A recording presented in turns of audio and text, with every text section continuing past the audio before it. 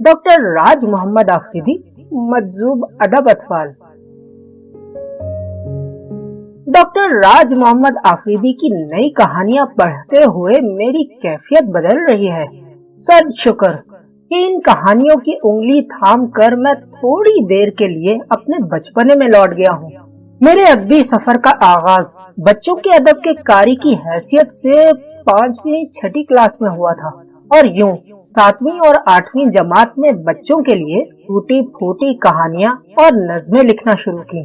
बच्चों के अदीब की पहली और बड़ी आजमाइश ये है कि इसकी कहानियों और नज़मों को पढ़ने के बाद बड़ों के दिल में बचपन की यादें ताज़ा हो जाएं। डॉक्टर राज मोहम्मद आफरीदी महज बच्चों के अदीब ही नहीं, वो बच्चों के लिए लिखने के साथ साथ पख्तूनख्वा में अदब अतफाल और बच्चों के लिए अदबी सहाफत की रिवायत को भी तवानाई दे रहे हैं।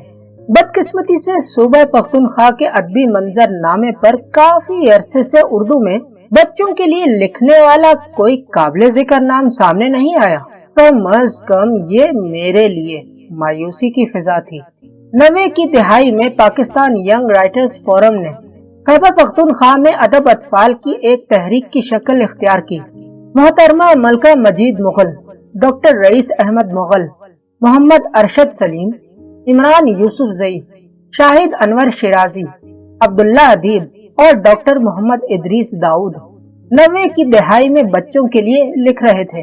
अदब अतफाल की ये तहरीक कहीं तारीख की गुमनामियों में खो गई और आज डॉक्टर राज मोहम्मद आफरीदी ने तने तनहा सूबा पख्तूनख्वा में तहरीक अदब अतफाल को नई जिंदगी दी है। डॉक्टर राज मोहम्मद आफरीदी पाकिस्तान से बाहर भी जाने और माने जाते हैं। इनकी किताब सूरज की सैर का एक एडिशन हिंदुस्तान से भी छप चुका है। रोजादार जासूस पढ़ते हुए जो नक्शे अव्वल मेरे दिल पर मुर्तसम हुआ वो ये है कि उन्होंने पहली किताब से लेकर रोजादार जासूस तक फिक्रो फन का इर्तिकाई सफर तय कर लिया है।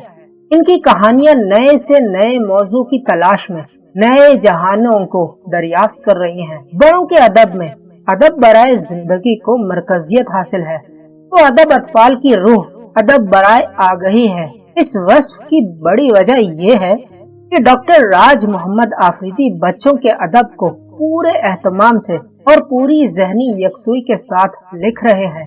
वो एक मजजूब का रूप धार कर अदब अतफाल में जज्ब हो चुके हैं। दबिस्तान पख्तूनख्वा में अदब अतफाल की नई रुझान साजी इनकी काविशों की मरहून मिन्नत है।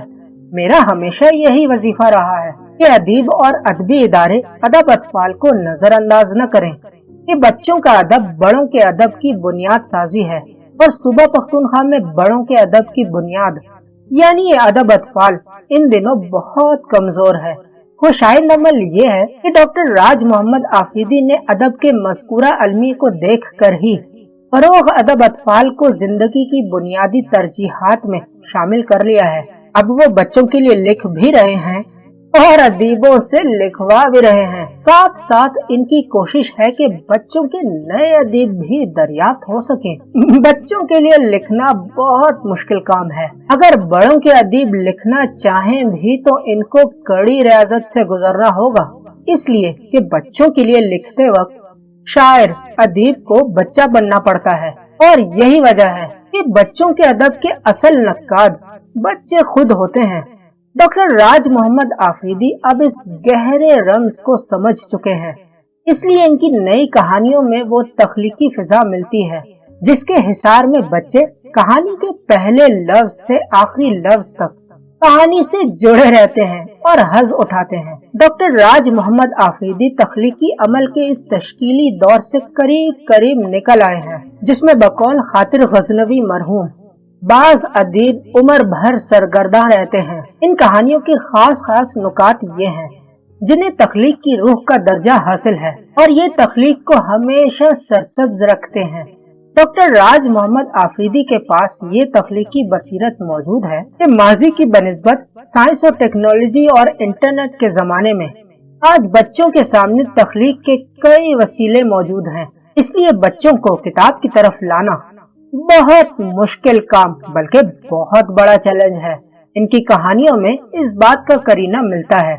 दूसरा वस्फ ये है کہ بچوں کے ادب میں تفریح، مقصدیت اور تعلیم و تربیت کا عمل لازم و ملزوم ہے۔ ہر ادیب اطفال کے ذہن میں یہ نقطہ ہونا چاہیے کہ بچوں کو آپ تفریح دے رہے ہیں تو بمقصد ہونے کے ساتھ ساتھ دلچسپ بھی ہو۔ اسی لیے نصابی کتب میں بچوں کی تعلیم و تربیت کے لیے بچوں کی ایسی نظمیں، مضامین اور کہانیاں شامل کی جاتی ہیں جن میں تفریح بھی ہو، تعلیم بھی اور تربیت بھی۔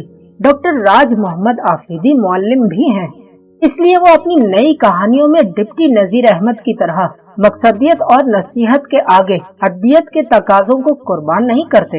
ان کے فنی ارتقاء کے پڑاؤ میں یہ خوبی بھی نظر آئی کہ وہ بچوں کی نفسیات کو اب کما حق سمجھ رہے ہیں۔ اس کی باریکیوں کو سمجھے بغیر بچوں کا ادب تخلیق نہیں ہو سکتا۔ روزہ دار جاسوس کی کہانیاں ہمیں یہ کہانی سناتی ہیں کہ ہمارے کہانی کار نے قارئین بچوں کی درجہ بندی کر دی ہے کہ کس عمر کے کس بچے کو کون سی کہانی سنانی ہے۔ ان کہانیوں میں مڈل کلاس تک کے بچوں کے لیے سرشاری کی کائنات آباد ہے۔ ان کہانیوں کے کردار حرکت کرتے دکھائی دیتے ہیں۔ کرداروں کے واقعات پلاٹ سے یوں جڑے رہتے ہیں جیسے شاخیں درخت کے تنے سے اور تنا جڑوں سے۔ ان کہانیوں میں فطری بہاؤ اور زبان کی ساخت کا حسن بچوں کے تخیل کو یوں سیراب کرتا ہے کہ وہ خود اس کتاب کے قصے میں حصہ دار بن جاتے ہیں۔ یعنی بچے کہانیاں پڑھتے پڑھتے اس کی فضا اور بدلتے مناظر میں جذب ہو جاتے ہیں۔ تخلیقیت کے یہ اوصاف بچوں کی نفسیات کو حبس اور جمود سے نکال کر انہیں مشینی معاشرے کا پرزہ بننے سے روکتے ہیں۔ اس وقت ادیب اطفال پر بڑی ذمہ داری یہ عائد ہوتی ہے کہ وہ بچوں کی معصومیت اور فطرت کو مرنے نہ دیں، ان کو زندہ رکھیں۔ ڈاکٹر راج محمد آفریدی کی نئی کتاب ادب اطفال برائے آگہی کی عمدہ مثال ہے۔ آخر میں ایک پیغام بچوں کے نام۔ اے پیارے بچوں، آپ کو بہت بہت مبارک ہو کہ آپ کو ڈاکٹر راج محمد آفریدی نے پرکیف کہانیوں کا ایک اور تحفہ دے دیا ہے۔ مجھے آپ پر رشک آ رہا ہے کہ آپ کے راج بھائی اپنی مصروف زندگی میں سے آپ کے لیے وقت نکالتے ہیں اور اتنی خوبصورت کہانیاں لکھتے ہیں کہ جنہیں پڑھ کر مجھ جیسے بچے بھی ٹھنڈی آہ بھرتے ہیں کہ کاش ہم بھی بچے ہوتے۔ لیکن خیر، آپ کے راج بھائی کا یہ احسان کیا کم ہے کہ انہوں نے مجھے میرے بچپنے میں لوٹا دیا ہے، اور بچپن وہ انمول نعمت ہے جو دنیا کے بازار میں خریدی نہیں جا سکتی۔ یہ نعمت ڈاکٹر راج محمد آفریدی جیسے ادیب اطفال کی کہانیوں میں ملتی ہے۔ ڈاکٹر اسحاق وردگ، ایسوسیٹ پروفیسر شعبہ Urdu, government superior science college Peshawar.